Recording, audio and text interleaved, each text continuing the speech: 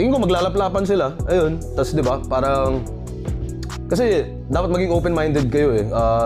Tanggapin nyo na lang na parte ito ng hip-hop, di ba? Sabi nyo, di ba, parang dapat maging open-minded, lahat naman kasya. So, pag may laplapan, tas di ba, yung isa bungal, yung isa, ay hindi, pareho pala sila bungal.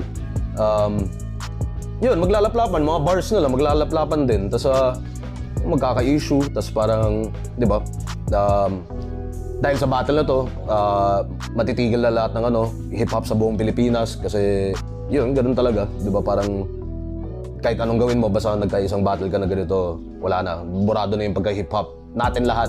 Damay-damay na to. So, salamat sa lahat ng fans, lahat ng mga bata na sakalang natuto maging hip-hop nung nagka-bulbul na, tas nanood ng mga ganito. Pero pagkatapos na itong battle na to, lahat na tayo, pare-pare, buong Pilipinas, hindi na tayo hip-hop pagkatapos ng battle na to. Yun yung tingin ko mangyayari sa